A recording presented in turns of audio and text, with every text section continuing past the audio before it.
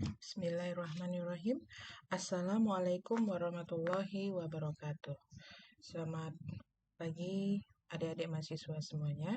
Semoga Anda semuanya sehat sehingga bisa mengikuti perkuliahan kita pada pagi hari ini. Baik, di minggu kedua ini adalah materi yang akan kita pelajari yaitu mengenai Atterberg limit atau batas-batas konsistensi tanah. Adapun tujuan Anda mempelajari materi ini secara umum, Anda nanti mampu atau dapat memahami tentang pengujian batas-batas konsistensi tanah, di mana batas-batas konsistensi tanah ini meliputi batas cair, batas plastis, dan batas susut. Secara khusus, Anda nanti harus mampu menjelaskan bagaimana cara menentukan nilai batas cair. Kemudian Anda mampu menjelaskan bagaimana cara menentukan nilai batas plastis. Dan Anda juga harus mampu menjelaskan bagaimana cara menentukan nilai batas susut. Baik, jadi pada tanah yang berbutir halus, itu salah satu sifat tanahnya itu adalah sifat plastisitasnya. Istilah plastisitas di sini menggambarkan kemampuan tanah dalam menyesuaikan perubahan bentuk pada volume yang konstan tanpa retak-retak atau remuk.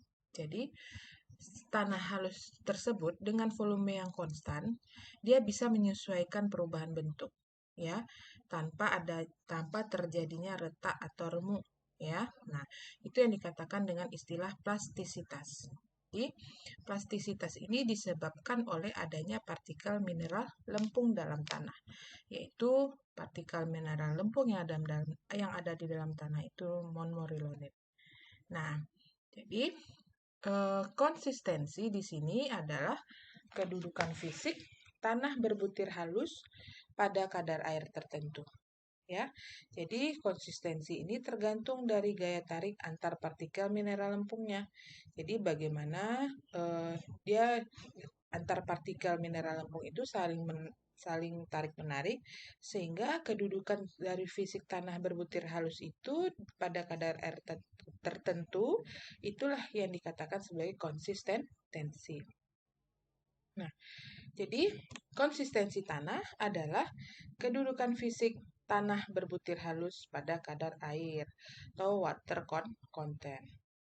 Jadi, menurut Atterberg tahun 1911, itu sifat kohesif tanah dibagi dalam 4 keadaan pokok. Jadi, ada dari sifat konsistensinya yang padat, ya. Sifat kohesif tanah tersebut mulai dari padat atau solid, kemudian semi padat atau semi solid, kemudian plastis atau plastik, dan cair atau liquid.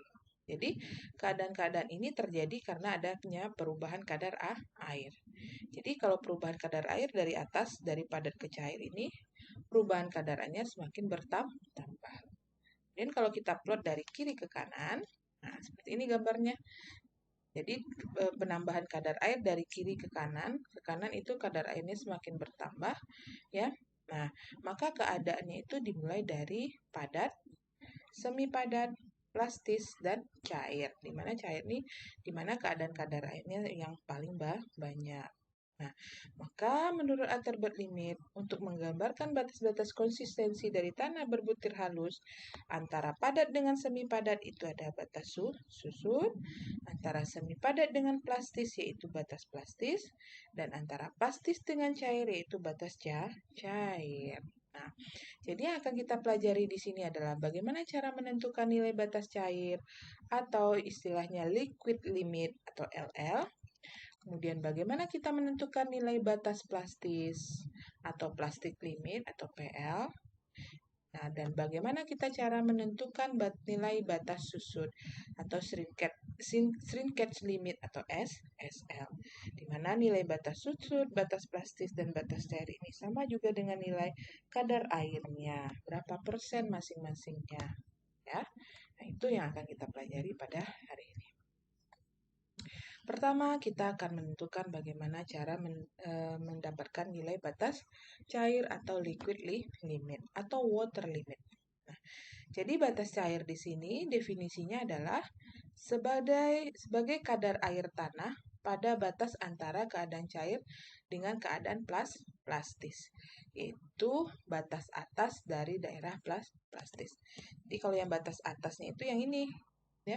Ini batas cair, batas atas daerah plastisnya, ya. Kalau batas plastis ini batas atas daerah semi padat. Kalau batas susut ini disebut juga dengan batas atas dari daerah padat. Nah, jadi untuk menentukan batas cair ini biasanya dari hasil pengujian. Pengujian laboratorium namanya pengujian batas cair atau istilah lainnya pengujian Casagrande tahun 1948. Jadi skemanya, gambarnya seperti ini. Ini gambar alat pengujian untuk batas cair atau cawan Casagrande yang terdiri dari bantalan karet ini, ya. Kemudian ini cawan kuningannya. Ya, ini tempat untuk meletakkan sampel contoh tanahnya. Nah, ini gagang pemutarnya untuk memutar sehingga cawannya ini naik turun. Nah, sehingga menimbulkan ketukan, ya. Nah, ini tampak atas dari alatnya, ya. Ini alatnya, ini contoh tanahnya di dalam cawan. Nah, kemudian ini sampel, ini tampak depan dari alatnya, ini peletakan karetnya, dudukannya ya, ini cawannya, ini contoh tanahnya, ini alat pemutarnya. Nah, ini tampak samping, ini contoh tanahnya, tebal maksimum contoh tanahnya ini 10 mili di sini. Dan kemudian tampak di sini ada alur, ya. Kita belah contoh tanahnya itu, kita bagi dua, sehingga nampak alur. Ini bagian tepi pinggir dari tanah bagian bawah, ini tepi pinggir bagian atas, ya. Nah, alur ini kita buat dengan menggunakan alat grooving tool ini. Oke, jadi dari keterangan gambar itu, alat uji batas cair ini dikenal dengan nama Casagrande. Itu sebuah mangkuk kuningan yang punya engsel di salah satu tepinya, sehingga dapat bergerak naik turun cawannya. Nah, pertama posisi awal mangkuknya itu tertumpu di dasar karet yang keras. Kemudian mangkuk dapat bergerak naik turun, ya, akibat engsel tadi diputar. Kemudian naik turunnya mangkuk itu menimbulkan ketukan. Nah, jumlah ketukannya ini yang menjadi standar hitungannya yang akan kita dapatkan jumlah ketukannya. Di mana untuk uji batas cair itu dikerjakan pada tanah yang sama dengan jumlah ketukan yang berbeda, ya. Jadi, untuk pengujian batas cair, contoh tanahnya itu kita keringkan di bawah terik matahari. Kemudian kita remah dengan martil karet agar tidak merusak partikel tanahnya sendiri. Artinya kita remah dengan martil itu untuk memisahkan antar butirannya itu yang menggumpal, ya. Nah, kemudian tanah itu kita saring dengan saringan yang lolos ayakan nomor 40. Jadi kita saring yang lolosnya itu yang kita pakai, yang lolos saringan nomor 40. Kemudian tanah tersebut kita aduk dengan air dengan membentuk adonan atau pasta. Lalu diletakkan dalam mangkuk kuningan, ya. Bagian yang paling tebal kira-kira 10 mili. Kemudian kita gores tengahnya dengan buat alur dengan menggunakan alat grooving tool. Nah, kemudian kita jalankan alat pemutarnya. Nah, sehingga mangkuknya naik turun atau diketuk-ketuk lah, tinggi jatuhnya itu 10 mili. Nah, persentase kadar air yang dibutuhkan untuk menutup celah itu, jadi celah itu tertutup 12,5 mili dan ketukan kita hentikan. Nah, sehingga dengan 25 kali ketukan itulah nilai batas cair. Tapi mungkin nggak tuh kita ketuk dia udah menyatu 12,5 mili pas diketukan 25. Rasanya sulit ya untuk mendapatkan keadaan seperti itu. Jadi caranya untuk mengatur supaya pada kadar air tertentu, celah itu menutup 12,5 mili pada ketukan 25, itu dilakukan dengan beberapa kali pengujian, yaitu dengan kadar air yang berbeda-beda. Nah, untuk dapat hasil yang teliti, ambil jumlah ketukan, jumlah ketukan diambil 2 titik di atas 25 kali ketukan dan 2 titik pengujian di bawah 25 kali ketukan. Ya, sehingga bisa diperoleh boleh 4 titik, boleh 5 titik pengujian, ya. Nah, Kemudian dibuat grafik hubungan antara kadar air dengan jumlah ketukan. Nah, jadi ini juga grafiknya seperti ini. Nah, ini grafik hubungan antara jumlah ketukan dengan kadar air. Dimana jumlah ketukan ini skalanya dalam skala log, jumlah yang kadar air ini dalam skala biasa. Ya, jadi kan dapat 4 titik hasil pengujian. Jadi 4 titik hasil pengujian ini kita plot di sini ya. Misalnya titik 1 di sini, titik 2 di sini, titik 3 di sini, titik 4 di sini. Maka tarik garis regresi. Garis yang menghubungkan, bukan yang menghubungkan antar titik ya. Sorry, garis regresi itu adalah garis yang mewakili posisi di tengah-tengah seluruh titik ya. Atau garis tengah dari posisi seluruh titik. Nah, itu garis regresi. Sehingga yang nilai batas cairnya di mana? Yang di ketukan 25 di sini. Ketukan 25 tarik ke atas, tarik ke kiri, maka dapat nilai batas cairnya, yaitu LL-nya. Itu caranya untuk mendapatkan nilai kadar air pada ketukan ke-25. Agar lebih jelasnya, ya, kita lihat video pengujian di laboratorium mengenai batas cair. Nah, ini dia. Jadi, langkah pertama, sampel tanahnya kita aduk dengan air, artinya sampel tanah yang sudah dikeringkan ya, ditambahkan air kemudian diaduk. Ini dia. Ini sampel tanahnya yang lolos saringan 40, diaduk sama air ya.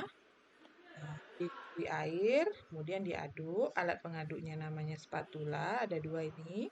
Nah, ini alatnya Casagrande-nya, ini grooving tool-nya, ini alat pengukur untuk panjang alur yang menyatu ya. Dan ini cawan tempat sampel tanah yang akan kita oven untuk mendapatkan nilai kadar air. Nah, jadi siapkan cawannya, ini ada 12 ya, ada 12 cawan. Nah, sebelum itu cawannya Anda timbang dulu. Jadi berat cawan kosong itu berarti W1. Jadi berat cawan itu ada 12 cawan, berarti W1-nya ada 12. Kemudian yang kedua, masukkan dalam cawan Casagrande tanah tadi ya, yang tanah yang sudah diaduk air, masukkan dalam cawan Casagrande dan buat alur. Dan lakukan ketukan. Kemudian catat jumlah ketukannya. Jadi tanah yang sudah diaduk sama air tadi masukkan dalam mangkuk atau cawan Casagrande-nya. Ya, kemudian diratakan. Ya.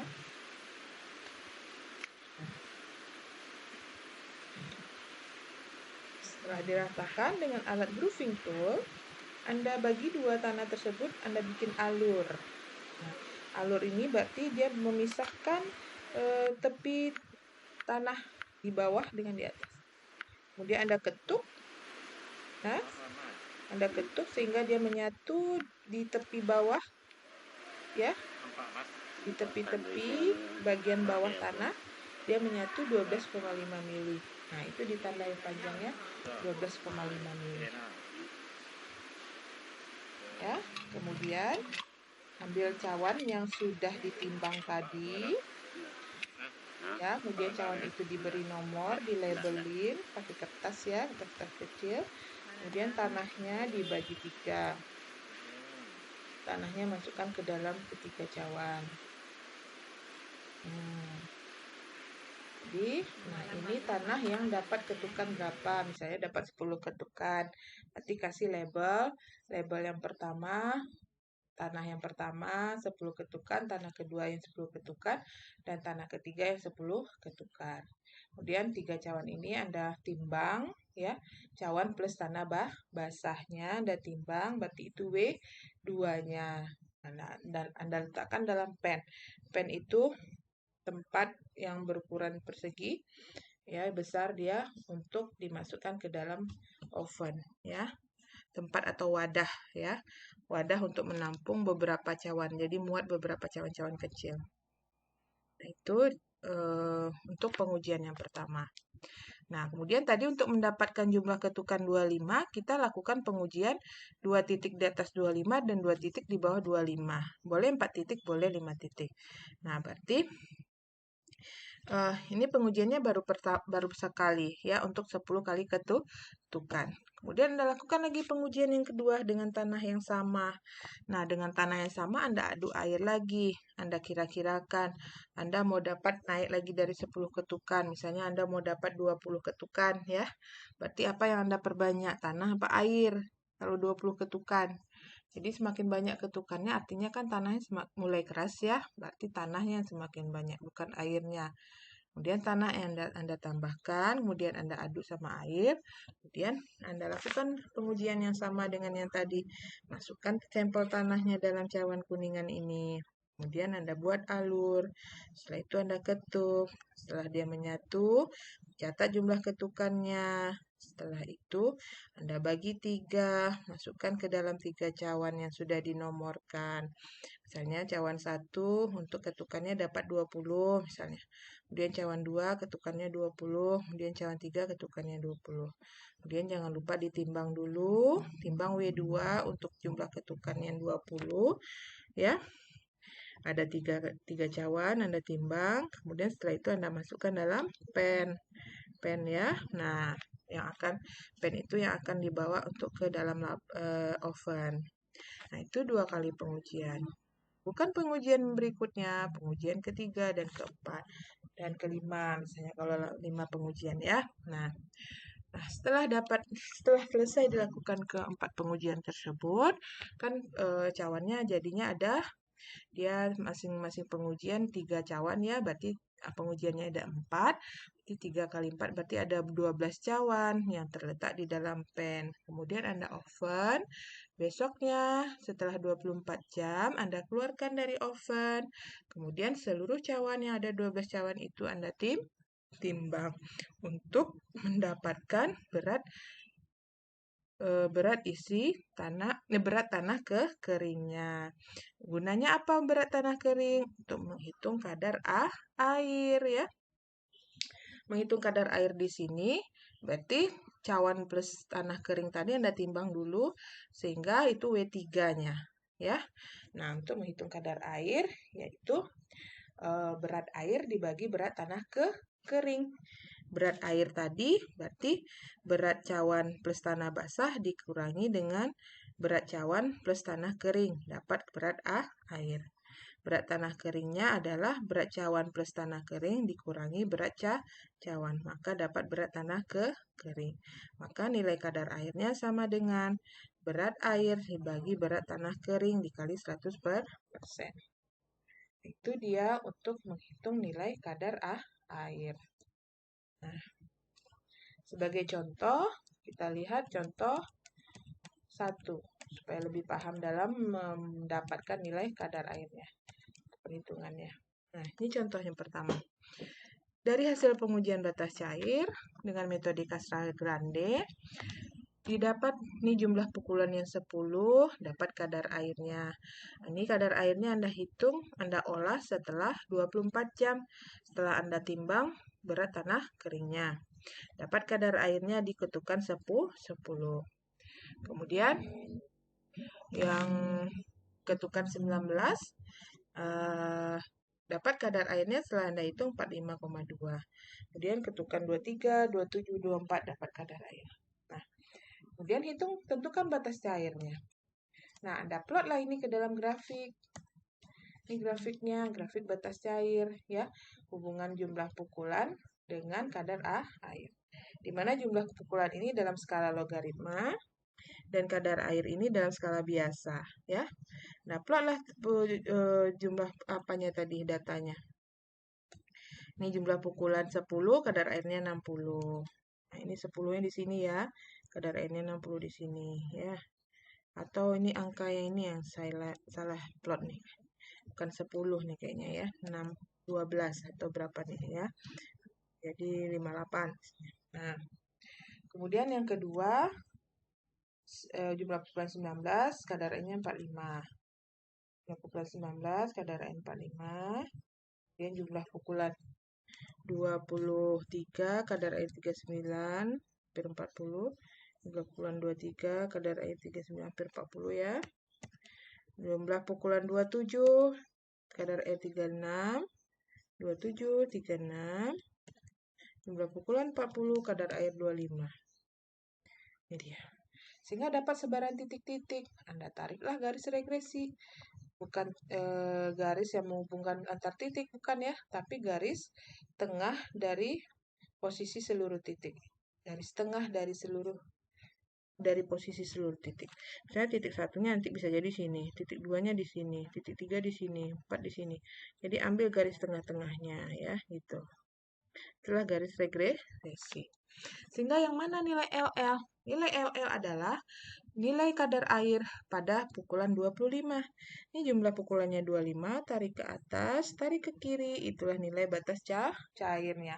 Dapat 38%. Nah, begitulah cara mengolah data hasil pengujian batas cair sehingga Anda dapatkan nilai dari batas cair dari hasil pengujian tersebut. Oke, jika ada pertanyaan, silakan pertanyaannya dicatat dan ditanyakan ketika kita Zoom meeting ataupun bisa melalui WA Group. Baik, kita lanjut yang kedua, yaitu menentukan nilai batas plastis atau PL. Ya. Nah, apa ini batas plastis? Batas plastis itu adalah kadar air minimum di mana suatu tanah masih dalam keadaan plastis. Nah, cara pengujian batas plastis ini sangat sederhana, yaitu dengan cara menggulung tanah di atas plat kaca sampai berdiameter 1/8 inci atau diameter 3,2 mili. Sehingga pada diameter tersebut tanah menjadi retak. Artinya, tanah mengalami retak ketika diameter gulungan sekitar 3 mili. Jadi hasil dari percobaan ini digabung dengan hasil pemeriksaan batas cair sehingga dapat indeks plastisitas. Ya. Jadi saya ulangi cara pengujian batas cair ini ya dengan cara menggulung-gulung tanah atau membuat cacing.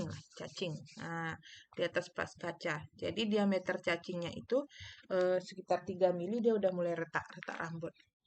Nah, kemudian dapat nilai kadar air ketika tanah tersebut sudah retak rambut. Artinya tanah tersebut kan sudah dibuat cacing, udah retak dia sekitar 3 milian kan. Kemudian itu kita oven. Kemudian kita dapatkan kadar air, itulah nilai plastisitas limitnya.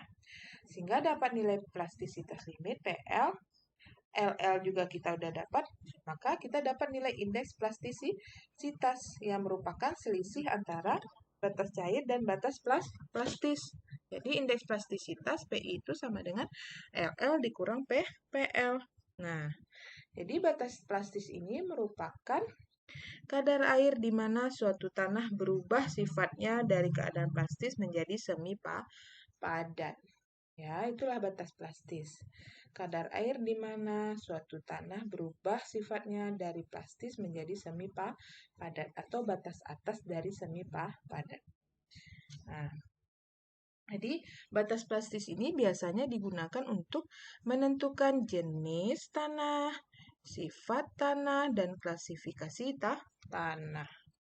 Jadi dari data indeks plastisitas, dari data LL dan PL, ya dari data PL itu biasa digunakan untuk menentukan jenis tanah, sifatnya, dan klasifikasi tanah. Oke, jadi batas plastis ini dihitung berdasarkan persentase berat air terhadap berat tanah kering pada benda uji. Jadi, pada cara uji ini, material tanah diambil untuk dijadikan benda uji, kemudian dicampur dengan air suling atau air mineral, hingga menjadi cukup plastis untuk digeleng-geleng atau dibuat bulat panjang seperti cacing dengan diameter 3 mili.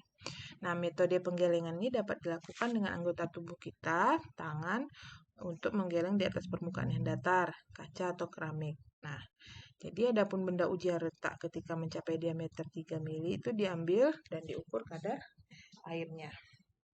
Berikut akan saya lihatkan video pengujian di laboratorium mengenai batas plastis.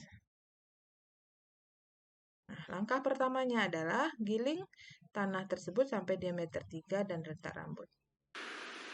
Itu dia. Jadi sampel tanahnya masih sama, yang lolos saringan 40. Kemudian Anda aduk sama air, Anda giling. Ya, Anda buat cacing. Jadi ketika Anda melakukan pengujian batas cair, sambilan buat untuk pengujian sampel pengujian batas plastis. Anda buat cacing. Ya. Nah, itu Anda ukur, oh ternyata sudah 3 mili, dia nampak ada retak rambut. Ya. Nah, cacing itulah Anda letakkan ke dalam cawannya. Cawan yang sudah ditimbang ya, cawan kosong yang sudah ditimbang.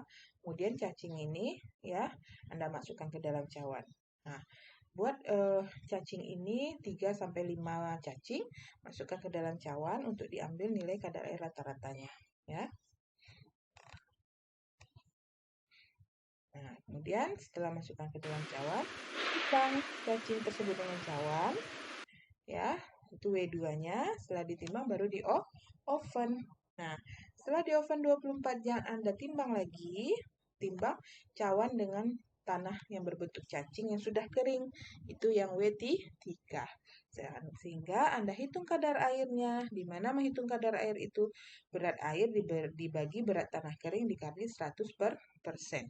Yang berat air ini sama dengan berat cawan plus cacing tanah basah tadi dikurangi berat cawan plus tanah kering yang sudah di oven. Itulah berat air dibagi dengan berat tanah kering. Kalau berat tanah kering berarti berat cawan ditambah tanah kering dikurangi berat cawan. Itulah untuk menentukan nilai kadar air dari hasil pengujian batas plastis. Di mana kadar air rata-ratanya adalah itulah nilai PL-nya. Oke. Begitulah kira-kira untuk pengujian batas plastis. Sehingga contoh yang pertama tadi, nah, tentukan nilai batas cair dan batas plastis dari pengujian ini ya. Nah, jadi ini saya lanjutkan soalnya. Dua data hasil pengujian batas plastis memberikan kadar airnya 20,3% dan 20,8%. Tentukan nilai batas plastisnya. Nilai batas plastisnya itu dengan cara ambil nilai rata-rata dari dua data tersebut, yaitu 20,3 ditambah 20,8 dibagi 2, berarti 20,6% nilai batas plastis.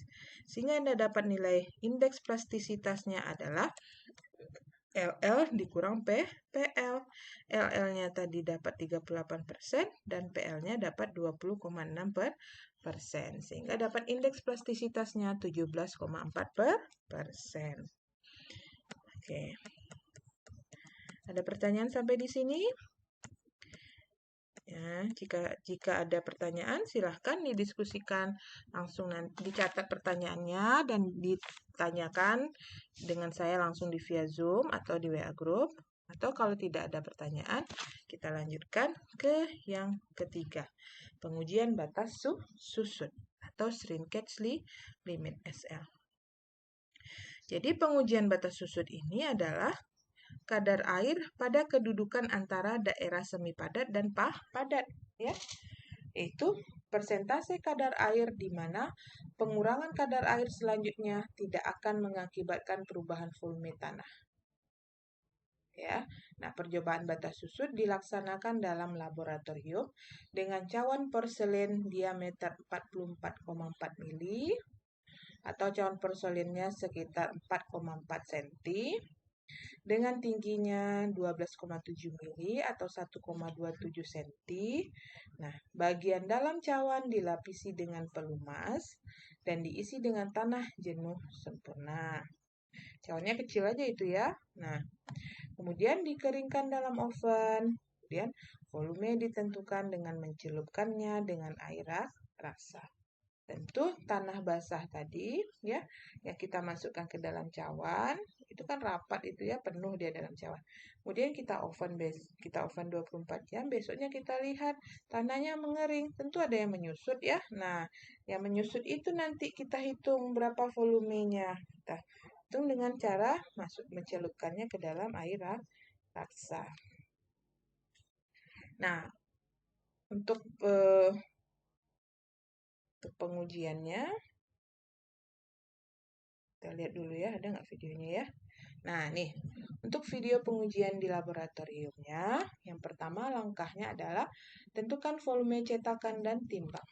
Nah, itu cetakannya, cawan porselin ya, cawannya ya, yang diameternya 4,4 cm, tingginya 1,27 cm. Ini dia. Nah, diukur untuk menentukan volume cawannya dan ditimbang untuk menentukan berat cawannya. Kemudian langkah kedua, masukkan tanah ke dalam cetakan dan oven.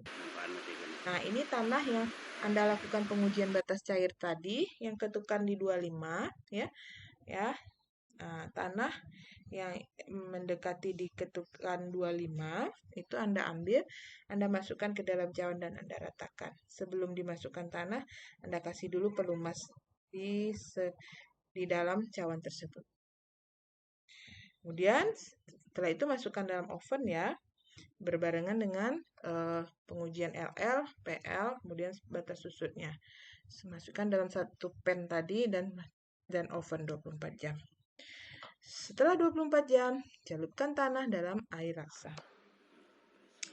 Ini mangkoknya. Mangkok untuk menampung air raksa yang tumpah.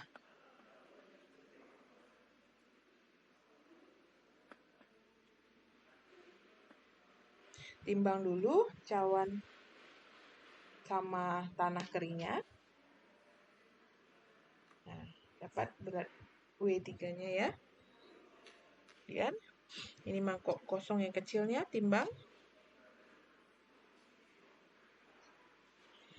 Ini gunanya untuk menampung air raksa yang tumpah. Nah, jadi timbang dulu mangkok kecilnya, baru nanti dapat volume air yang tumpahnya. Nah, ini air raksanya. Air raksanya masukkan ke dalam mangkok bening itu, ya. Nih. Tuh air raksanya di situ penuh ya.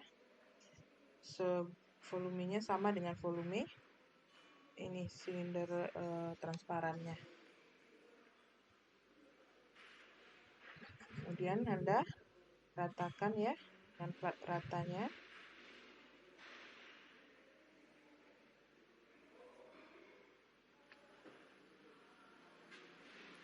Kemudian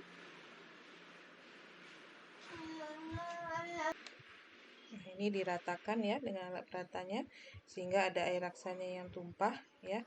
Itu untuk memastikan bahwa volume air raksanya sama dengan volume wadahnya.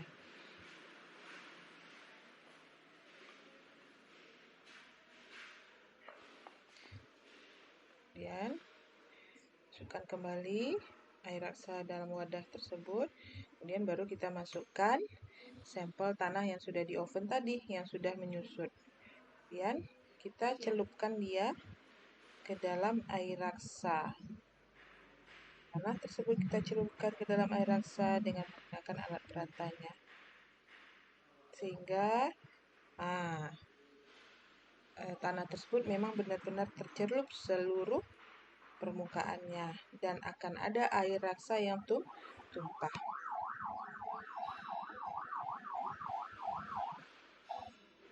Kemudian keluarkan cawan air raksa dan tanah dan tampung air raksa yang tumpah tadi ya, dan Anda timbang ya, tampung dalam cawan yang sudah ditimbang tadi sebelumnya, cawan kosongnya.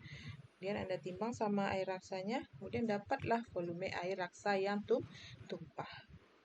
Kebayang sama Anda ya, volume air raksa yang tumpah itu adalah volume yang mengisi ruang tanah yang menyusut tadi. Jadi kan artinya sampel tanah yang udah di oven 24 jam itu kita masukkan ke dalam air raksa. Dia kan tanahnya itu udah menyusut ya. Nah, yang dari volumenya penuh ya, volume air raksanya penuh dalam satu wadah, kemudian Anda masukkan sampel tanah keringnya sehingga ada yang tumpah. Nah, yang tumpah itu adalah bagian dari volume tanah yang menyusut. Jadi air raksasanya itu mengisi rongga volume tanah yang menyusut. Oke, itulah dia video pengujian batas susut di laboratorium. Nah, sehingga untuk menghitung nilai batas susut ya dari pengujian tersebut, rumusnya, persamaannya yaitu SL sama dengan M1 dikurang M2 dibagi M2, di mana M1 itu berat tanah basah dalam cawan percobaan, dikurangi dengan berat tanah kering oven, berat tanahnya saja ya, dibagi dengan berat tanah kering oven, dikurangi V1 kurang V2 dikali gamma W per M2. V1 itu adalah volume tanah basah dalam cawan, ya. Kemudian dikurangi dengan volume tanah kering oven, ya. Nah, volume tanah basah dalam cawannya ini artinya volume cawan plus tanah basah dikurangi dengan volume cawannya saja, berarti itu volume tanah basahnya. Dikurangi dengan volume tanah kering ovennya, ya. Dikali gamma W, gamma air dibagi dengan M2 atau berat tanah kering oven dikali 100%. Itulah nilai batas susut dari persamaan. Nah, jadi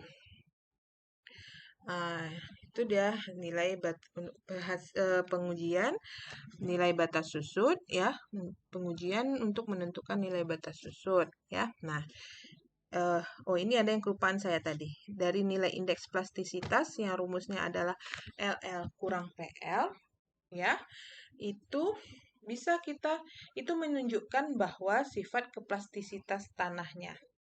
Artinya, jika nilai PI-nya tinggi, indeks plastisitasnya tinggi, maka tanah banyak mengandung lempung. Terlihat dari sini, dari tabel.